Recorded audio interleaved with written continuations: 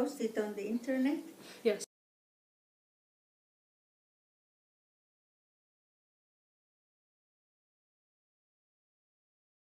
Actually, it's very interesting. The Armenian genocide did not affect my life directly.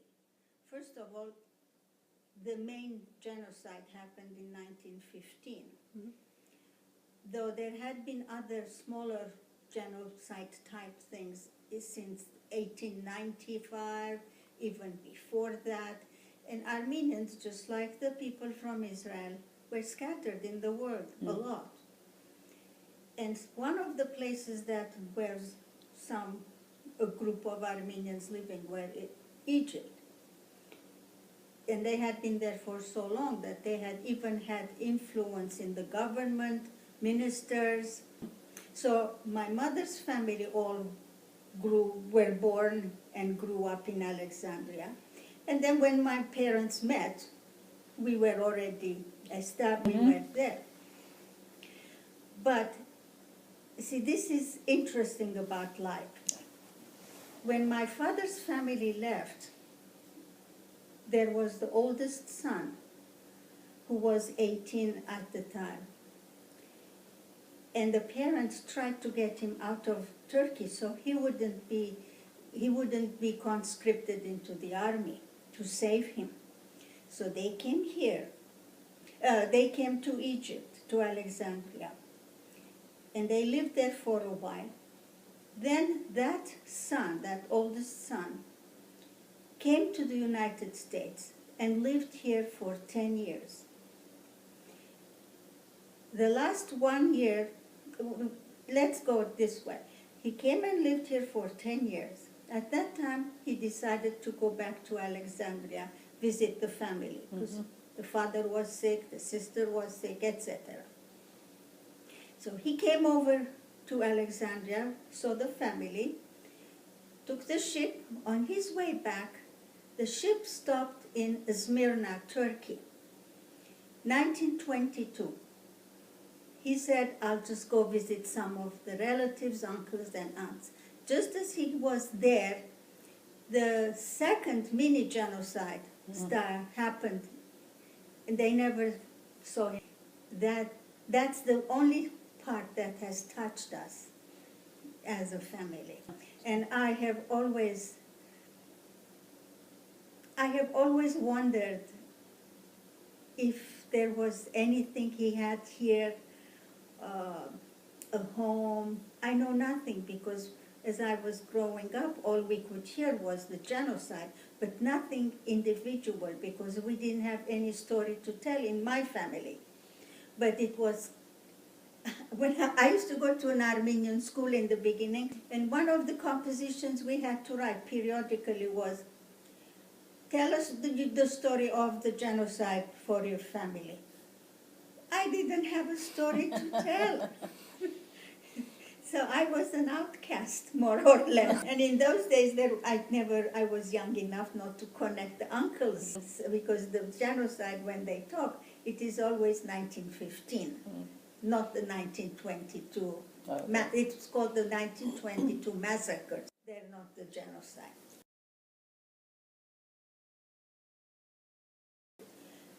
At the time when I grew up, Egypt, we lived in Alexandria. Now, if you lived in Alexandria at the time that I was there, it was the best in the world. Because Alexandria, or all of Egypt, even though it had a king and it was governed by Egyptian government, you also had all these different communities from Europe or in other countries who lived there. They kept their own identity. Everyone had their own school. So there were all the different schools, the different hospitals, different cemeteries even. And so even though we grew up learning Arabic, which is the language of the country, we also grew up with neighbors who spoke all the different languages: English, French, German, Italian, Greek. And the Jewish people spoke French in Egypt. So we grew up learning all these languages from each other as we played together or we heard it all the time. Besides the fact that in all the schools, they taught the language of the school plus Arabic, English, French. So, if you happened to go to another school that was not your own language, you ended up learning 4 or 5 languages. And this is proper learning. The best time to learn a language is when you are a child. The brain, and sometimes I wonder why my brain works this way. It's because, but it has a fun part to it too. Sometimes when I'm trying to think about something or I see something, the only word that comes to my mind is not in the word English language. It's a different. And in another situation, it's another language. Yeah. Because no two languages have exact translation. I formally speak 5 languages, Wow. writing and speaking and reading. But I was thinking the other day that as knowing languages that people talk about, I know I know Armenian, Arabic, French, English, and German, because I also attended a German school for 5 years. I studied everything in German. So, but apart from that, we used to speak Italian fluently, though we never learned it in school, so I never counted it. We understood Greek, but we never counted it. Turkish was spoken all the time around us. All those people who had come as refugees through the genocide, all the parents spoke Turkish. My parents didn't. My father's side, they all spoke Turkish, but my mother's no, because she grew up there in Egypt. She didn't know it. However, I was exposed enough of Turkish that I have never spoken it, but I understood it. If somebody spoke, I understood the gist of the thing. So, do I know 8 languages? I guess I do, but I'm not bragging. It's only 5.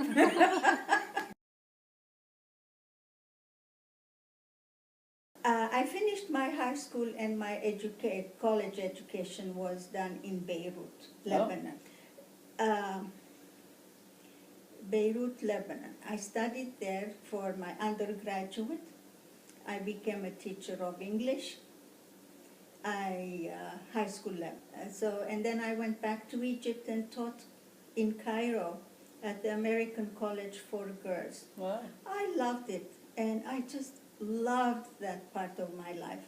But the situation was getting bad. So, and I had already got the application papers to go to continue, do my master's at the American University this time in Beirut. So I went back there. And when I was there and did my graduate work, I decided that was it. I couldn't go back. So I came here instead. I mean, just about every year I changed sometimes. But I have to tell you this. After I came here, I realized that for the first time in my life, even though the Vietnam War was going on, for the first time in my life, I existed without war. I grew up with the Second World War. All my childhood memories are that. Then we went through the 1948 Israel War. In 1952 we had the revolution, which was quiet. It didn't do anything to us, except change our lives. Then 56 we had the Suez Canal crisis. In February 57, I went to Beirut to start studies. Beirut was in turmoil. I went through the civil war that was starting there in Lebanon. It was, we used to be studying up on the 4th floor of the building, and they were fighting on the streets. Wow. Gunfire. Friends, everybody that I knew, when in the Armenian school especially, all the children were the children of parents who had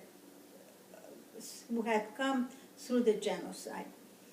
And in fact, there were many families, well-to-do families, who had adopted, because after the genocide, even though there were still orphans in the deserts with the parents gone and the children left around, a lot of Turkish family took them in. They didn't just kill all the children either.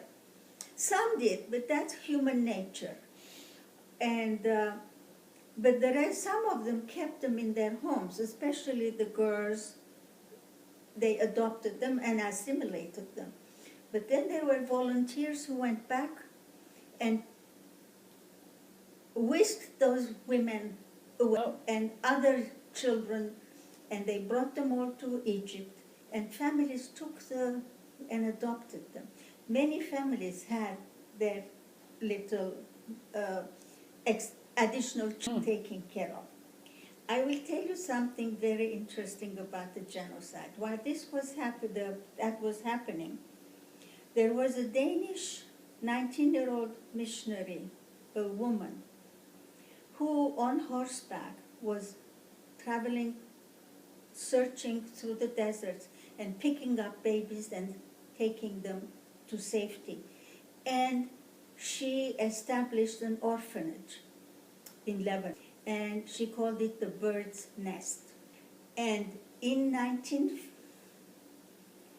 think it was 1958 or 59, thereabouts, I had the opportunity of visiting that orphanage, which was very close to Beirut. And I met that woman. Yeah, she was an old lady by then. I don't know how many children have gone through that. And after she passed away, her niece and her niece's husband have carried it on, and it still exists. One reason why I was able to go there is that one of our classmates, when we were in college, was from there. He was one of the children that, and I liked him very much. He was a very nice person. He eventually went into the seminary and became an archbishop.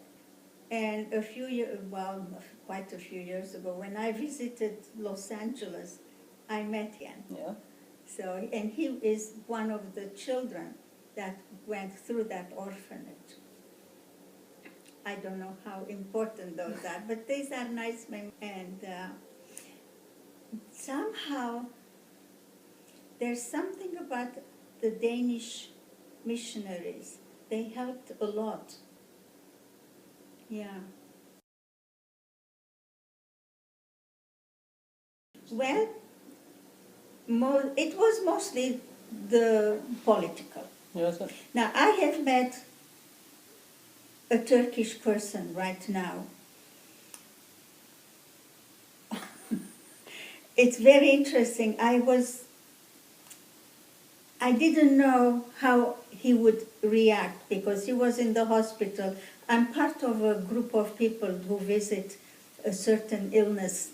People who have a certain illness, we visit them. Mm-hmm. We're all a group. Okay. And one of those was a Turk. And so I went to visit him. I knew he was a Turk. He didn't know who was coming. All he knew was someone coming who was from Egypt. So, and he said, I knew you were coming. I said, what did they say? He said, they told me you were from Egypt. I said, that's true, but there's more. This is my name. Mm-hmm. Do you know we've become such good friends? Because he's a nice person. Sure. He had nothing to do with it. The people today had nothing to do with it. But it's the government that doesn't want to speak it. It is illegal in Turkey to say the genocide happened. It's always the same thing. The Holocaust. Hitler didn't need to do that. But you know what Hitler said? When they told him, you can't do such a thing, you can't systematically eliminate a whole